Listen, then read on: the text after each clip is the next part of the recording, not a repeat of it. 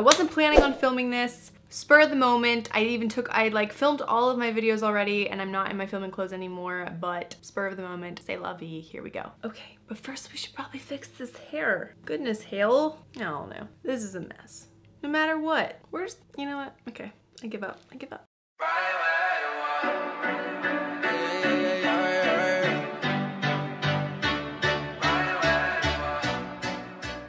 Okay, so I've been inspired to do this video. First of all, hi, I'm Haley. If you guys are new to my channel, if you're a returning subscriber, I'm so glad you guys are back for another video. You're definitely gonna wanna hit that subscribe button if you have not already and turn on the notifications because YouTube doesn't like to tell you when I post videos, which I don't know why, so fun.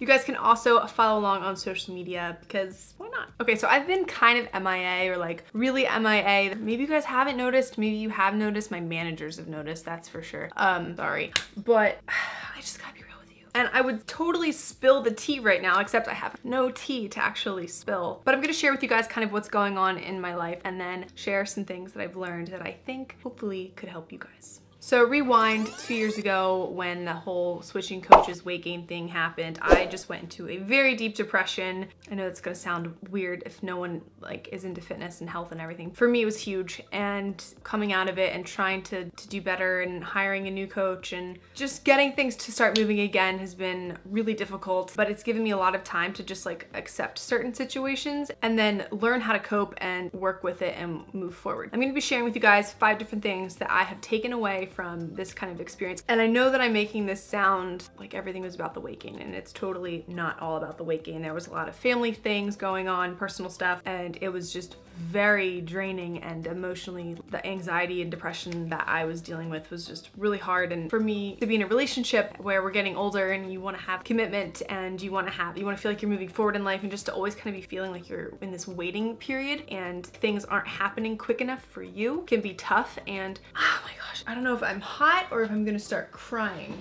Oh my gosh. So I have realized a few things. Number one is that you cannot do it alone. Now, you guys know that I'm a Christian. I talk about my faith a lot, and I know that not everybody is going to resonate with that, or not everybody is going to agree with me. But for me personally, if I am not actively having a spot and a slot to spend time in the Word and to, sorry, Josh was calling me. So if I don't have a specific time where I'm spending, you know, quality time with the Lord, reading the Word and my devotionals and just kind of like meditating on it, I feel really scattered, because a lot of the times my devotions will end up really being like congruent with whatever's going on right now, and it kind of is like a slap in the face, like back to reality, like, hey, like this is God talking. I'm here, you're trying to figure out all this stuff on your own and handle it all, and I have it, and you just need to like back up, sister. And then you're like, oh yeah, it was funny because there's been so much stress going on in my life, and then Kyle has his own stuff going on, and us trying to make it work for us. We're not having any problems, so no one freak out. We're always very supportive of each other and on each other's teams, but it still gets stressful for both of us because sometimes we don't know exactly what to say or do to make things better, and really that's up to God. He's the #1 source of life for us, so we shouldn't be as codependent on each other for that. That void should be filled with our faith. And we were talking about how, like, you know, we had kind of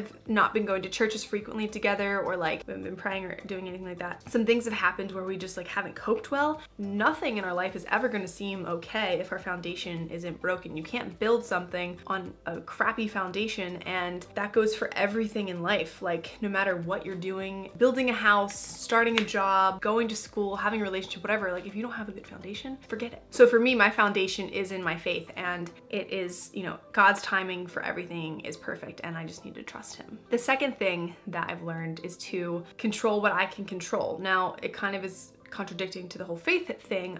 If things aren't adding up right, things are seeming like they're just not working, you know, take a step back. Are there things that you're doing to yourself? Like, are you self-sabotaging your goals? For me, I was trying to do so well with staying on my coaching like plan and like getting my work done. And I looked back and I was like, first of all, I'm procrastinating a lot, not getting my work done in an efficient way. And I was being more like lackadaisical with my macros. And I was like, you know what? Those are 2 things in my life when everything else is going, whatever the phrase is, going awry or something. That might not be right. When everything else is funky, what can you actually actually control, like without super stressing yourself out. And for me, that was like my environment. Keep my space to the way that I need it to be, not worry about anybody else's, and do my diet and nutrition and training as best as I could. So for example, if you're a student, you can control how much you're giving to your studies or in your job or as a mother, daughter, sister, whatever. The third thing that has really helped me has just been to decompress and de-stress, and I've been spending more self-care time, doing more walks, reading. I actually read 2 books this month. Like I haven't done that in years. Fun books, not self-help books. The self-help books that are supposed to fix my life books. I've been saying yes to more fun things. Like I randomly just decided to go back home to the beach last weekend and see one of my best friends, and it was just like,